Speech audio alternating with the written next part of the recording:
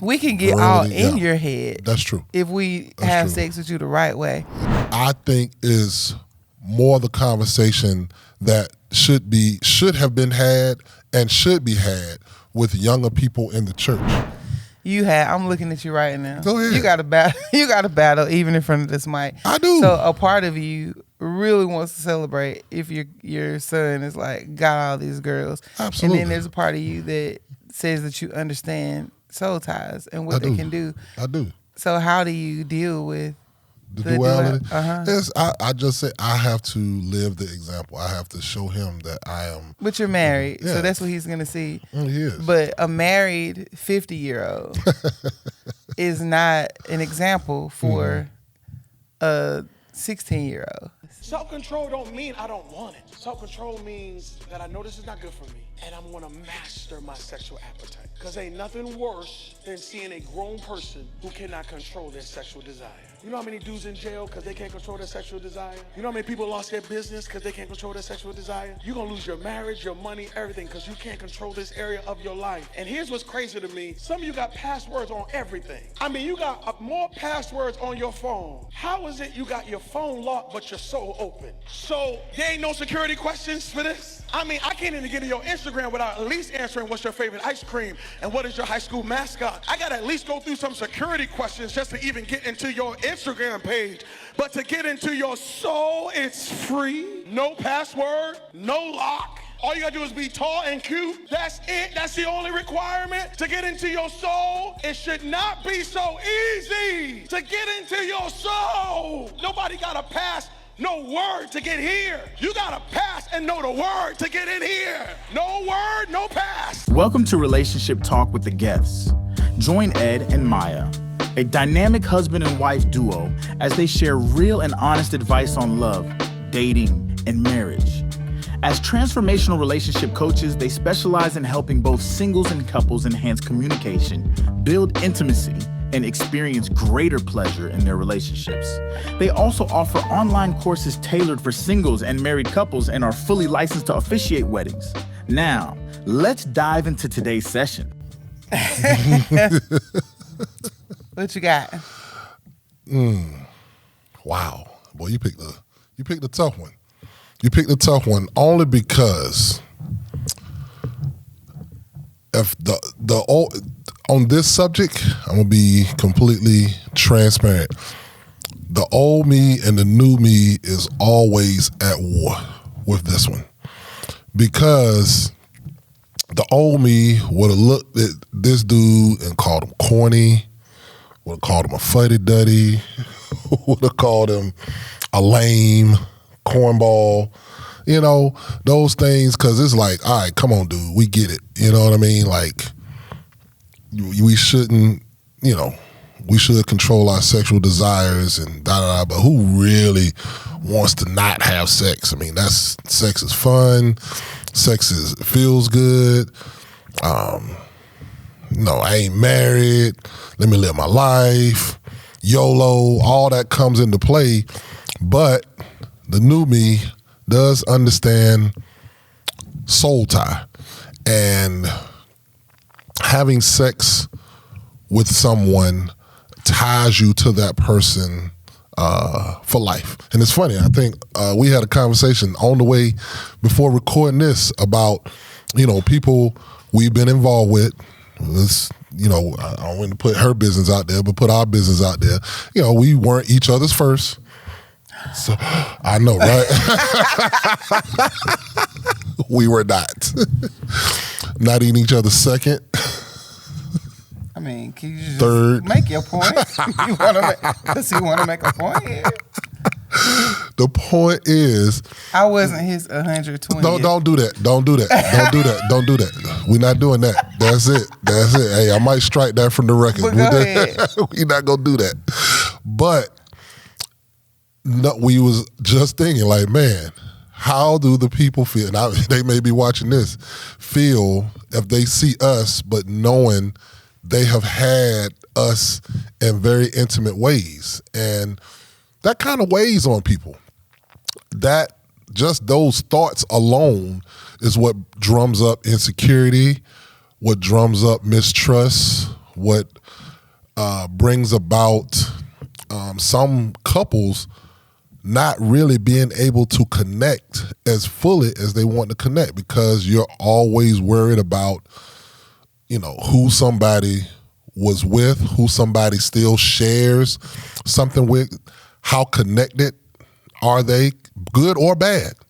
You get what I'm saying? Like, we all looking at the Diddy case, and Cassie is going to be connected for a long time to what she was involved in, and we ain't gonna get into the merits of the. Go ahead. Okay, so this question is for you because I know you. Okay. So I heard you speak of soul ties, Right? And I've heard of soul ties. I understand the spiritual component of sex and what's there. But can you honestly say, from your personal experience, that you feel tied to every woman that you've had sex with? No, I can say that. Right. And I could be naive. I could be whatever, but I just know me. Like, mentally, no, I don't think I feel tied to every woman I've had sex with. So that means that there is something happening spiritually that your eyes don't even see. Like, your mind is not even aware of what's happening, because you don't know why you become the way you are. And so this is what I mean. Yeah, because I've thought about soul ties before, and I've had sex with someone that I don't feel connected to. We didn't have any children, and there's no reason for me to talk to him, and I don't feel in any way connected. But what I don't understand is what happened when we had sex in the spirit realm that could have changed something in me spiritually. I don't know what I'm battling because of the sex that I had with him. I don't know what was transferred to me. I don't know what spirit I allowed into my body. The thought process, any addictions that I may have to break as a result. I don't know that, for example, I've been very open about porn being an issue for me that was very difficult for me to give up because of a really long struggle with porn.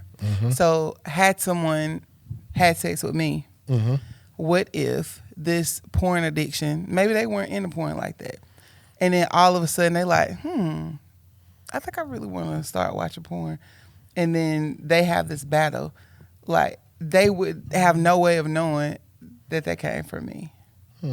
You see what I'm saying? That's deep. I feel that. I feel so that. I think sometimes we have struggles and we don't know. We think maybe it's a bloodline issue. I'm going to be a curse breaker. This came from my bloodline. This had to be from my mom and daddy. Some of the stuff that we're struggling with come from these soul ties, and we have no idea. Yeah, that's a thought.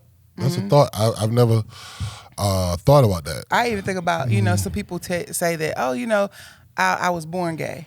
Right. But then I talk to people that didn't really have any urges or any curiosity until they were 20 years old. So why do you think all of a sudden you are starting to be attracted to the same sex?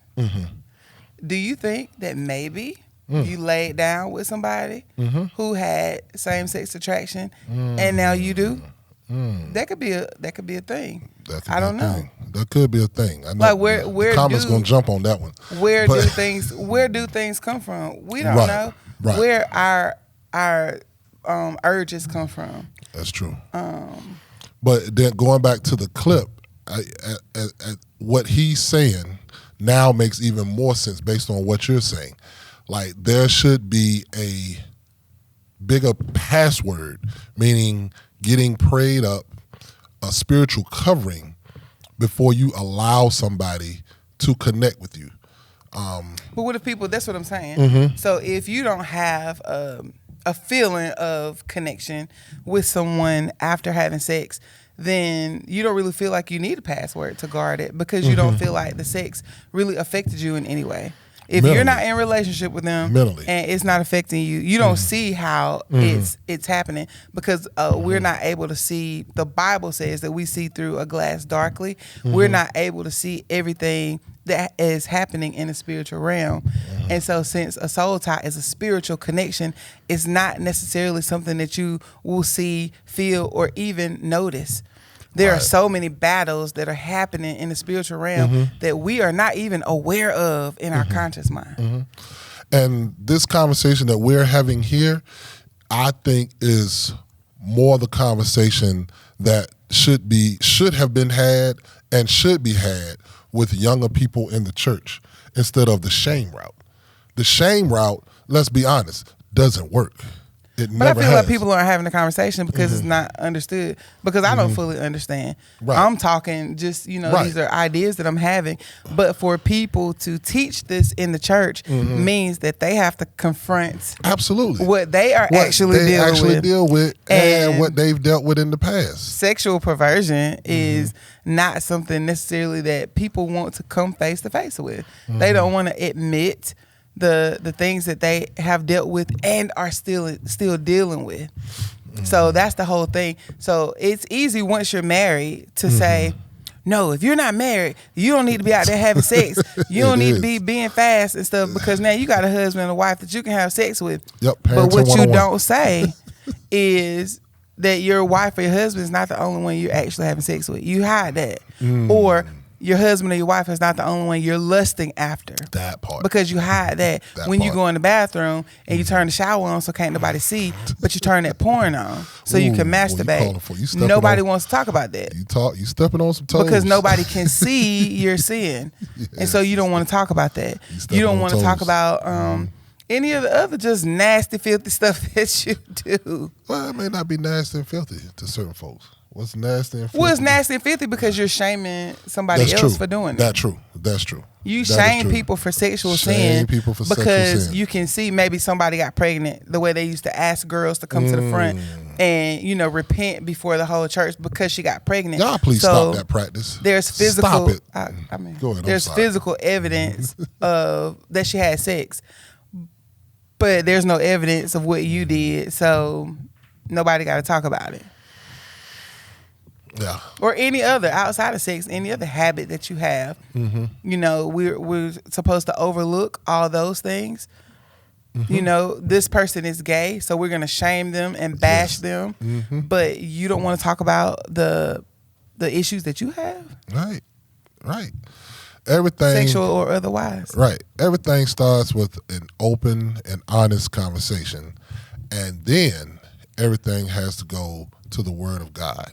What does it say about these sins, but not only your faith and your walk in life? Yes, he discourages certain things, but he also tells you you can repent and you can come to him. That's another thing. People won't go to God because they're already scared to go to people that will have an honest conversation. So we got to make sure people feel open enough to talk to somebody they trust, and then that also leads them to talk to God. And maybe they need to talk to God first to give them the discernment to talk to somebody they trust, to help them understand what soul tie and what sex does, not only to the body, but also to the mind and also to the soul. So sex means something different to everyone. Absolutely. And so absolutely. The whole theory behind, put a password on it, make sure that you're guarding your body and not allowing everybody to connect with you in that way, I get because that was important to me. My goal was to be married before I had sex the first time. That did not happen, but that was my goal. And that's still the way I moved. Right. I did not want to just have sex with just people. It's still an honorable goal. But my best friend, I can say this because she actually has been on our show and she shared this, so I can say this, that she does not have the same relationship with sex. It's not, something to be guarded or anything. She's open Very free. sexually and free, and she does not feel connected to people just from having sex. It's like more of a sport in a way. And so, she could walk away from someone and just, I had sex with them. But like we are different in the way we view sex. And so that's why I'm asking you this question, because we have been different. So I know that you mentioned this whole time. That's why I'm asking you. How do you feel you have been affected by having sex with so many women? Dang, put me out there. Jeez. I didn't say how many. But have you had sex with a lot of women? Define a lot. No, just to you. No. Yeah, it's been a lot. So how do you feel that has affected you? Then, not at all. Now, but one reason I had sex with a lot of women was because of a heartbreak I've dealt with. And so it was part, I won't say punishment, but part. Can you unpack that a little bit? Ooh, we gonna just a little bit. About to lay on the couch. Here we go. So when I was teenage years, 15, 16, I forget the year, had a girlfriend. Don't say that girl's name. I ain't gonna say her name. I ain't gonna put it out there. I will not put out there. You know who you are. She knows who she is. And she ended up breaking up with me and going like literally on a field trip and choosing at the time my friend. I wouldn't say we were best friends, but at the time I thought he was my best friend. And like literally on the trip. And the way she did it, like, hey, let's switch seats for a second. I got to talk to him, da-da-da-da, and I'm naive, sure. I go to sleep. I wake up, they kissing in the seat, and I'm heartbroken. I mean, I was so stunned. Like, I want to fight, but it's like you're, like, frozen with shame, fear, guilt, because of the people. Had he been just some other dude, maybe I would have fought him, but it was devastating. So from then on, now my heart is guarded. And I said, you know what? I was really never faithful to any girlfriend. Sorry to any girlfriend out there that thought I was being faithful. But ever again. And so because at the time, my mindset was always, you know what? If this person happens to be cheating, I won't feel as bad because, hey, I'm cheating too. So, hey, go be with him. I'm going to go do what I do.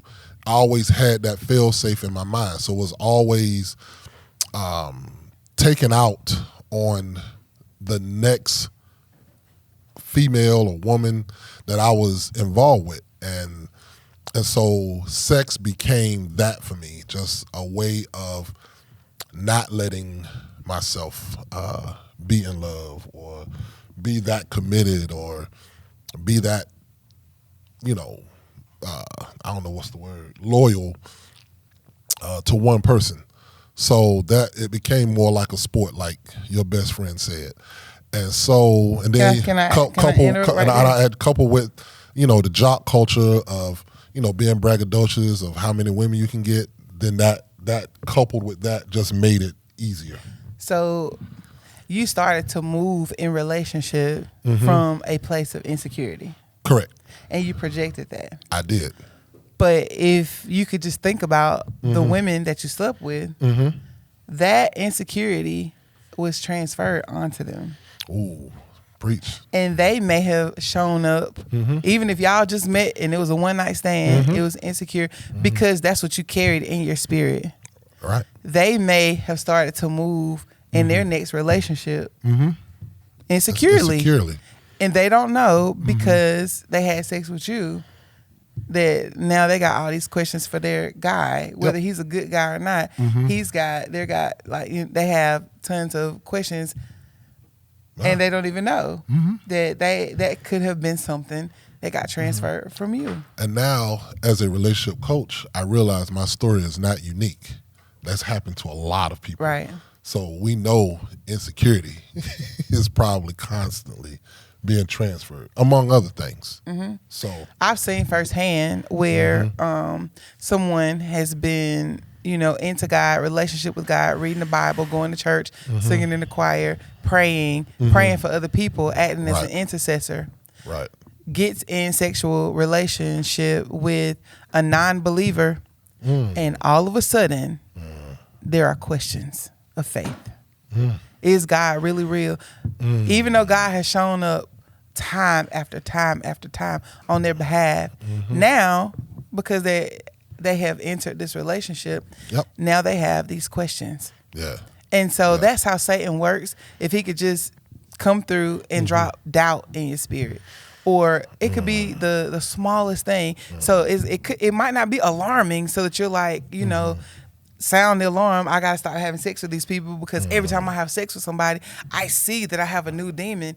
He doesn't want to show up, with the horns and the pitchfork like, I am a demon in your life. Right. He wants to move subtly. Right. And shift, your peace, your love, your faith. So if he can attack your faith and your peace, he's winning. And that can definitely happen sexually. So when you come into the knowledge of the way that he can enter, that's a doorway for him to get in to your spirit by you having sex with someone, then you may start to look at it differently and say, I really need to be careful about who I'm laying down with. There is a reason. I don't think God put this out there, I'm going to make sex amazing. And it is. I'm going to put all these nerve endings, in your genitals so that you can have this orgasmic experience. It is. And I'm going to make it only for your husband and your wife because I want to punish you. That's not the thing. Ooh, come on, preach these rules and boundaries that God put in for us are for our protection. So if he said that this is the right way, he has reasons. Like we don't even fully have to know why he put it there. But if he said, you should have one man, one woman, y'all should have sex in the marriage bed, it's for your protection. It's not for your punishment. Right. It feels like punishment when you first start that journey of celibacy. Lord knows I tried a bunch of times. I was celibate for the longest. Like, I'm celibate. Celibate again tomorrow. But yeah, that was always, when I wasn't married, that was always my goal. I am not having sex until I'm married. Next time. I'm not having sex till I get married. So, I understand the struggle. I am coming to you from a place of understanding. I get it. But God's way is best. Right. So, I'm not judging you. I'm telling you that that's what he said, and his way is best for our protection. And we don't have to know why. We just have to thank him for the protection. Now, let's do a little gender war. Is it more on the female to protect herself because males are more, as for lack of a better descriptions, hunters or go-getters in the sexual world, or is the job of being sexually in control equal shared responsibility? I think it's an equal shared responsibility. Okay. And this is why I think you are personally responsible for your spirituality. Okay. And for your relationship with God and for the way you protect your body, mind, spirit. So it doesn't matter if you're a man or a woman. Women can transfer things to men. I'm not just talking about STDs. Like, I can't give you a baby, but women transfer things to men sexually, spiritually as well. If you look in the Bible, that there was a reason he told the men, don't mess with those women. Yeah, he did. They worship false idols. Specific type, yeah, he did. Like, leave those women alone. You know what? They did not listen. They got with those women. Samson in particular. They got with those women and start worshiping false idols. Mm-hmm. You know why? Because sexually, women can control after they have, connected with you in that way. Right. You feel like you're in control. Maybe you're in control of the sex, but women penetrate your spirit, your mind. We know that. The women that understand the control. That they're we can get all in your head. That's true. If we have sex with you the right way. That's facts. Men sit there and say, I don't know why I'm dealing with this with her. I don't know why I'm putting up with this. I do. Because she'd have put that thing on you. She done dropped that thing on you. Yeah, okay. Yeah. And I can see that. And now you out here acting crazy. Look at Andre 3000. Look at Erykah Badu, the way she ran through these dudes. Stay away from anybody that's been with Common. she gonna make you a little loco. I'm just saying. Anywho, I was saying it's that powerful. Coming from in a parenting situation, you know how it is, especially fathers. We are really guarded when you have daughters to keep the Thundercats away from your baby. Like you feel like that's your main goal. Chris Rock had a joke, like if you can keep your baby off the pole, that's one of your main jobs as a father. And the other one is to keep as many Thundercats away from her as possible. Those are your two things that you focus on, mostly more than anything. Of course, you want to teach her, protect her, love her. We know that's the job. But your main thing, like how we judge if dad is win, get your daughter off the pole, keep them Thundercats away. And it's wrong. No. I'm just saying daddies have it wrong. Yeah, we do. Can I tell you why? Yeah, go ahead. Okay. Daddies have that wrong. And I'm a girl, so I can tell you. The goal, fathers, please listen to me. Please. If you're a girl dad, your goal is not to keep boys away. Your goal is to teach your daughter how to interact with boys. Amen. Relational intelligence is the goal. Because of our nature, there is nothing you can do to keep boys away from her, to keep her away from boys, if she is heterosexual. Rapunzel grew her hair. Honey, she was locked away in a tower, and she let her ponytail down. She found a way. And let this dude climb. Hey, climb up using her ponytail to get him up in that tower. I have seen my friends go in and out the window. Rapunzel is a fictional character, but in real life, they have popped in and out the windows to get to these boys. It ain't about keeping the boys away from them, honey. They go get the boys. My milkshake brings all the boys to the yard. So they are going to just accept that fact. They're going to like boys. They're going to interact with boys. You cannot keep boys away. They're going to get to them. You can lock them up all you want. As soon as they see the light of day, I want the sun and a penis. As soon as I can get my hands on one, I'm going to grab it. So the best way to handle that is to start young and talk to them about boys and educate them on, relationships. Well, I agree. Do you agree? I agree with that. I agree totally with that. Having raised two daughters, been a girl dad twice. I have one that's older. And I look at some of the things I got a little wrong, and now watching her having a more open conversation with my youngest daughter, Brielle, it can be, cringy at first, but I understand as a mom what she's trying to do, and I've been more open with discussions. I don't jump as soon as she say, it's some little boy at daycare. What's his name? Where you at? I don't do that. I just say, oh, okay. All right, I'll go talk to your mom about it. Because I still ain't going to ask too many questions, because I'm going to go to the daycare. I'm going to at least know who he is. I ain't going to let her know. That's not a point. You can know who he is. I'm just saying you can't keep them away. Absolutely. Yeah. But I can know. I can still stand. I can stand guard. Stay right? in the mic. I'm in the mic. I can stand guard, right? I can stand guard. That's all I'm doing. Standing guard. Now, like I was saying, but on the flip side of that, when it's your boy, you know, he chip off the old block. Ooh, you just like your daddy, boy. Ooh, that's what you like. You like him thick like your daddy. You know what I'm saying? It's a different mindset when it comes to how we're trying to protect our boys. Well, I have a question about that. Shoot. Now that you say you've matured in a way to understand soul ties, how will you then talk to Kal-El differently? Since you were raised in the chip off the old block culture, get as many as you can, boy. How many girlfriends you got? If you understand that every one of these girlfriends that he picks up could be giving him demons and transferring things into him, how does that change your thinking about how you talk to him? I think it'll be more of I'm going to try to make him see what I'm doing, because, you know, like they say, they'll do as you do more than do as you say, and you want them to do as you say, not as I do. So I have to live a better example. Not that my father was a bad example, but there were a lot of males in my family.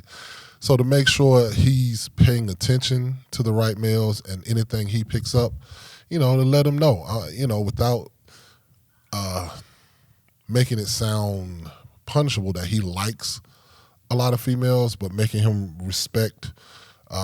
Respect is a big thing, you know, understanding what somebody does to somebody's heart or what they do to their mind, and just being more honest. You know, be honest with whoever you're dealing with. You know, if you like Tanisha and you like Keisha, be honest with both, or make sure that how far you planning to go with both. Then this is what can happen. Like giving him more reality of this is what happens when you deal with more than one woman. This is what happened if you start having sex early, son. You're going to be, one, as they say, your nose wide open, and then you're going to start lying and cheating to try to get some, rather than being upfront and telling them this is, you know, what this can lead to. I understand what you're going through, rather than making him feel embarrassed about what he's feeling. It's duality. I'm looking at you right now. Go ahead. You got to battle even in front of this mic. I do. So a part of you really wants to celebrate if your son is like got all these girls. Absolutely. And then there's a part of you that says that you understand soul ties and what they can do. I do. So how do you deal with the duality? Yes, I just say I have to live the example. I have to show him that I am. But you're married, yeah. so that's what he's gonna see. He is. But a married 50-year-old is not an example for a 16-year-old. He's gonna say, "You don't understand." And right now you don't. What you're experiencing when you say, you know, I'm faithful to your mama, I'm with one woman, as a 50-year-old man, you are not experiencing what a 16-year-old today is experiencing. That's true. You can't tell 16-year-olds. You can't tell 20-year-olds. You don't have the same hormone. You don't have the same sexual rage. Like, that's a good point. So how can you identify with what he's experiencing? But explain to him, I was 16, I know the sexual rage. Yeah, and you got every piece that somebody would give to you. Yeah. So how can you tell him? I was wrong. And I tell him I made a mistake. These are the mistakes I made. Try to be more upfront instead of celebrating what I did. Let me tell you, while it may seem like fun, this is the result of it. And there's always examples of, even around his age, or maybe in their 20s. If he's in his 16, there's a 20-year-old he could look up to, and you'd be like, okay, listen, I like how this guy carries himself. This is who you should try to talk to or get to know. How can we make that cool, though? Because you said it. You were like, if a day before today, you would have seen this guy and say that he was a cornball, fuddy-duddy, lame. So who wants to look up to that and emulate that? I don't want to be a lame or a cornball or a fuddy-duddy. So when does the celebration, and I'm talking about Christian, and I'm just going to talk about men because I know how it's celebrated. When does the celebration of having all the girls, when does that end? Like, I don't think it because ever ends. that is definitely still present Yeah, that's in never gonna end. in Christian culture. Yeah. In the locker room. Yeah. The Christian locker room for men It's is celebrated for boys and young men to have lots of women. or is at least talked about in a humorous way. Oh yeah, I get it, brother. I get it. Oh yeah, sister so and so was. Ooh, yeah, And to celebrate your past. Like you say, like, oh, I was wrong when I did that. But when it's just y'all, y'all talk about your past, like when you had all these women, in a very positive way. Absolutely. So it's still Absolutely. being celebrated. It is. But again, it was a celebratory time. It's what we felt, but we have to be honest of the repercussions and consequences. I don't think the repercussions and consequences were revealed as much to us. There weren't as many God-fearing men back then. The culture was heavily entrenched. At least the culture I was around in the hip hop growth and the drug game and the gangster lifestyle. Are there lots of God-fearing men now? I feel there's a growing number of God-fearing men. Absolutely. And are you telling me that the God-fearing men are not still celebrating all these sexual conquests? I think there's a wave of guys trying to do the right thing. I think media attention, and I'm speaking specifically with black men, still are stuck in the 90s and 80s and early 2000s picture of what black men were. But there is a growing number, and statistics show that more men are involved in the home. Now we got to get more married, to women, but there's a growing number. We're starting to, we're in the baby daddy kind of culture, trying to now get into a committed relationship culture. I believe, I'm an optimist. There are a growing number of men, because I promise you, if he can convert me, and I'm talking about the Father in heaven, he's converting a lot of men who came out of that culture. So yeah, I believe in that. I truly believe in that, and I'm part of the movement. I'm standing on that. I'm standing on being one of the men in the movement that mentor young men, because I have a passion for it, of making sure they understand what a lifestyle of sexual promiscuity will lead to. And not that it's just the only consequences that people talk about a lot of times are babies or STDs. Pregnancy and babies. Nobody taps into the long-term spiritual consequences. Nobody was saying that. Right. Nobody was saying that. Right. That wasn't even part of the equation. The only thing they were trying to do, you strap it up or stay away so you won't catch nothing. Right. Because they feel like if I strap it up, I'm probably good. Right. Yeah, those spiritual consequences come with or without a condom. So yeah. Yeah. So I think that's good for you to do that. Yeah. So yeah, y'all can, call me the lame funny daddy, but y'all know I'm not. So do you know that you're not? Absolutely. Okay. Absolutely. Because I'm authentic. I'm real in that sense. Not to brag, but I don't duck any question. I call it an AMA, ask me anything. Young men can ask me anything, and I'm real about it. Because even when I'm mentoring young men and I tell them what we're talking about here, they're like, well, cool girl, dude, I know you played in North Carolina. I know you was getting all the. Yeah, I was. Let me tell you the results of this girl was crazy. This girl broke my windows. This girl stole my clothes. That's all a result of what you get yourself into. See, don't do that. So okay. Yeah, I had a string of crazies. That somebody broke his windows. Yes. Somebody messed up his clothes. They did. So he is dealing with crazy.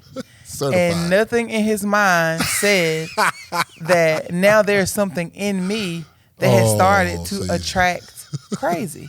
That is facts. Facts. And that could be a string of them. A definite spiritual thing. Well, now there's something in you that not only attract crazy, you attract crazy because you're crazy. Really? Now see, she ain't You gotta have say that. She you ain't gotta say gleaned that. that. She ain't gotta say that. I'm crazy, babe. Next. Tell you what. We have thoroughly enjoyed y'all. Next one. Next one. Y'all be out.